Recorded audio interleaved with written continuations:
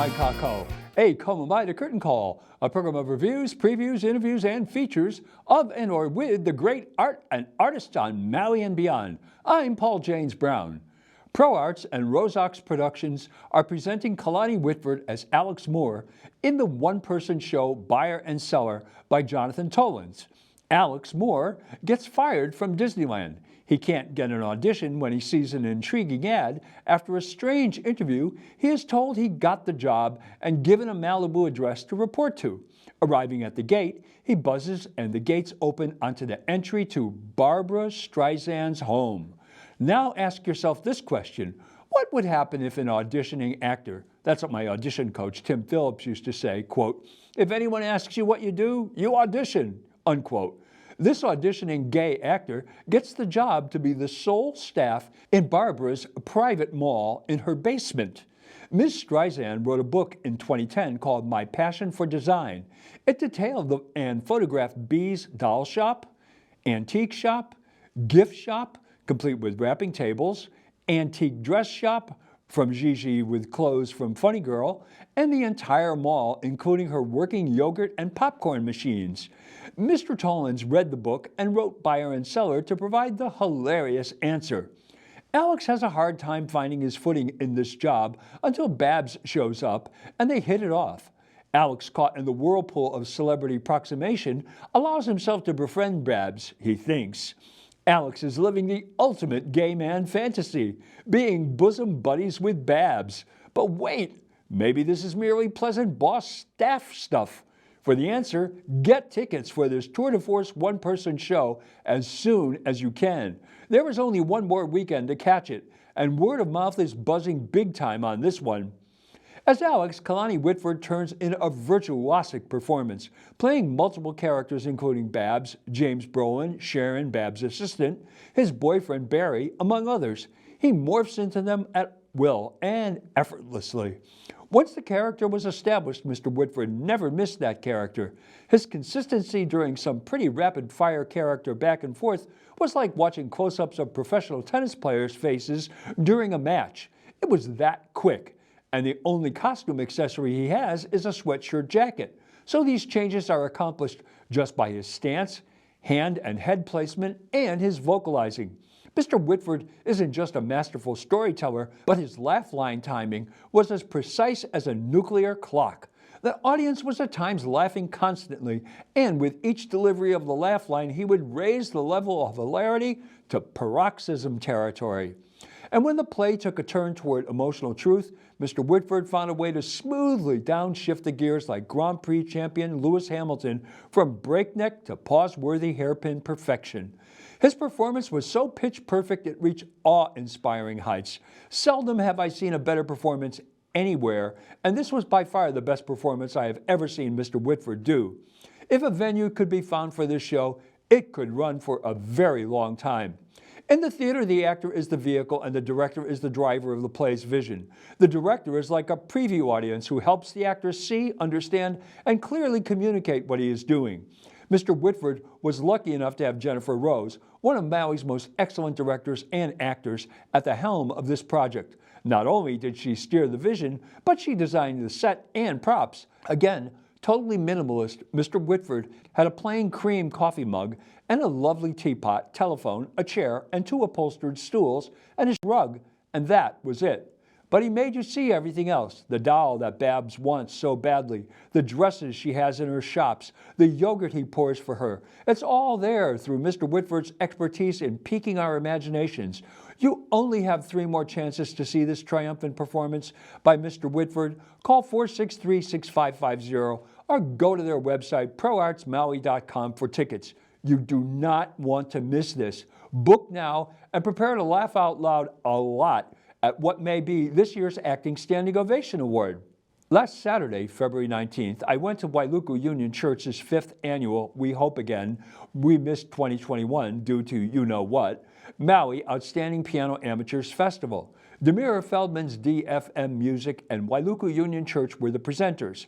The room is all wood and plaster and the acoustic is superb, but I wish someone would donate a great piano to them. They deserve it. When I previewed this show on Mana'o Radio at the beginning of the month, the opening artist, Seaberry Freshman Bobby Golden, was not on the program. I'm sorry about that because this young lady is poised, confident, sensitive, and played her program, Debussy's Children's Corner, which was so much better on a concert grand, even this one, than the electronic one she performed it on at the Seaberry Holiday Show, and Chopin's Waltz in B minor No. 2 from memory. Her interpretations demonstrated the excellence of her instruction at the Colburn School in Los Angeles, where she started at the age 5, and the artistry, maturity, and outstanding technique of this fine young pianist. Here is a little taste of her work.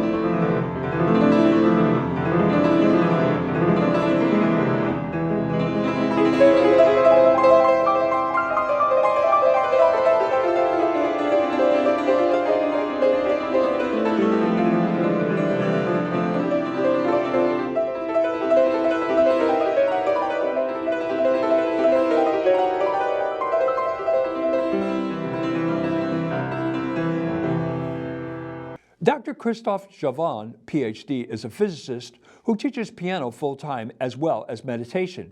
He performed 2 Rachmaninoff songs he transcribed and 6 of Chopin's 28 preludes, opus 28. Here is a little from the conclusion of Prelude No. 22 in G minor.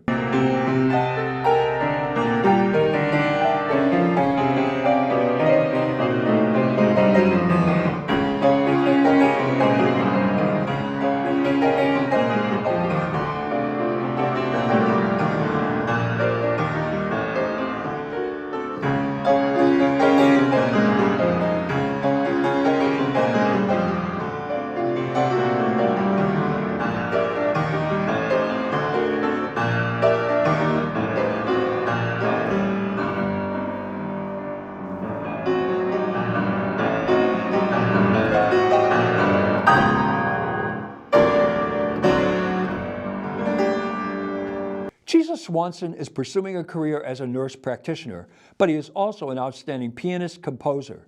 He did 3 of his compositions, then he requested a key from each of 4 audience members.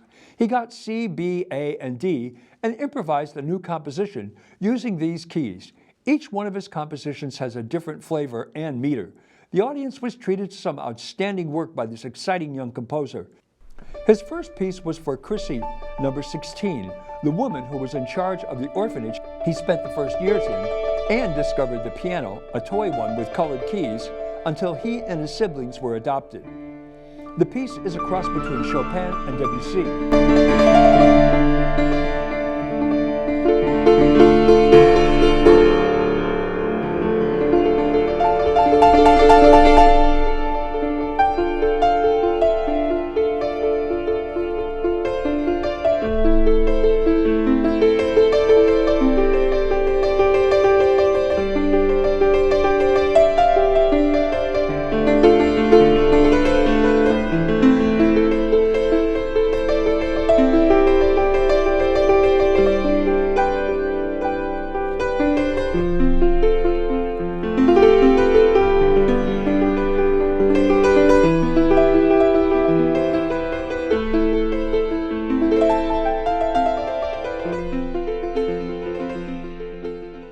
His next work was Fatima, No. 2, was more Beethoven, Mozart-like.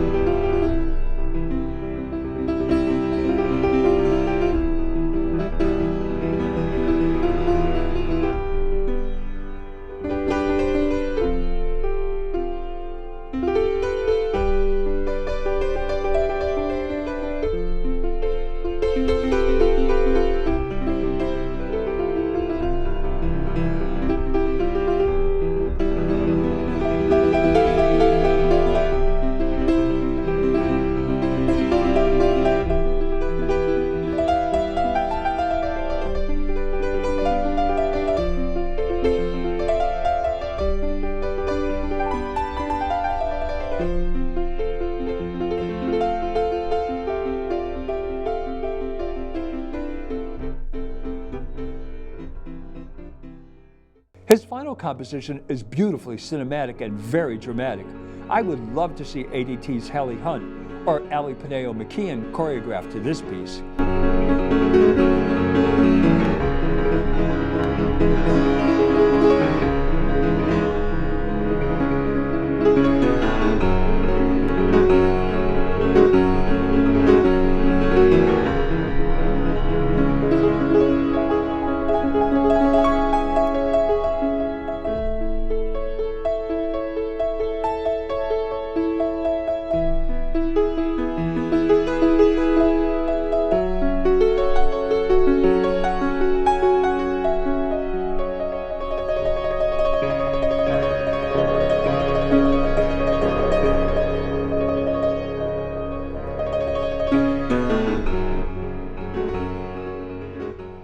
His improv closing was a fitting way for this young man to embody the title of the festival in every way: outstanding amateur.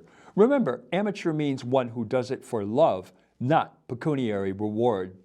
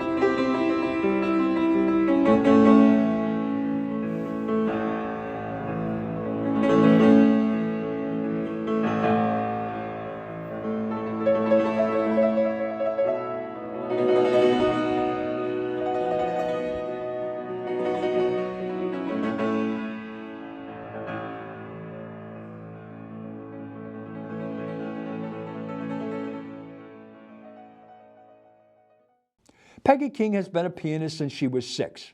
She lists herself as homemaker, animal shelter volunteer, and retired fitness instructor. She did very good readings of Mozart's Sonata in B-flat, Köchel 570, Allegro, and Chopin's Mazurka in A minor, Opus 17, number 4. But her performance of Charles Griffith's Notturno, Opus 6, was the highlight of her program.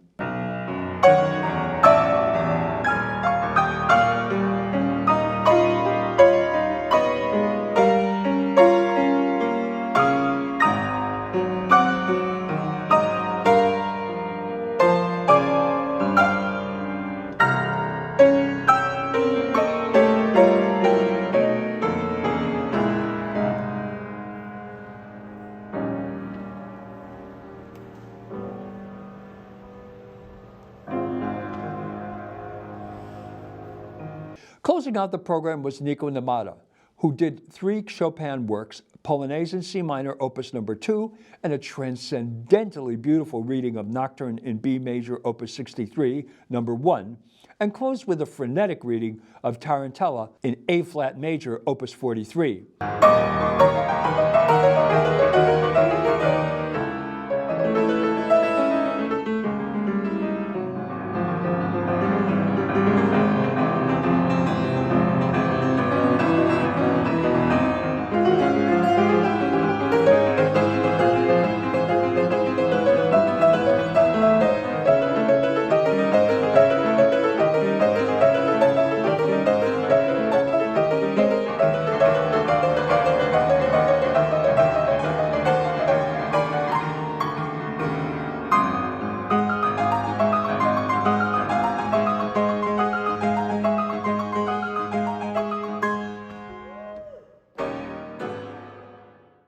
Also on the program was a fellow Russian emigre, CPA, Ludmila Popper, who did courageous readings of Tchaikovsky's Italian folk song, Opus 39 in D major, and Bach's Prelude from Well-Tempered Clavier in C minor.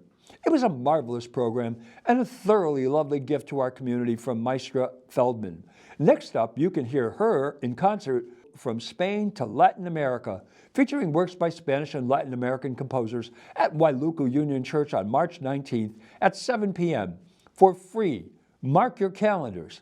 Philanthropists, let's send some big money to the Wailuku Union Church for a new piano. Well, that's Curtain Call for this week. Thanks for tuning in. I'm Paul James Brown.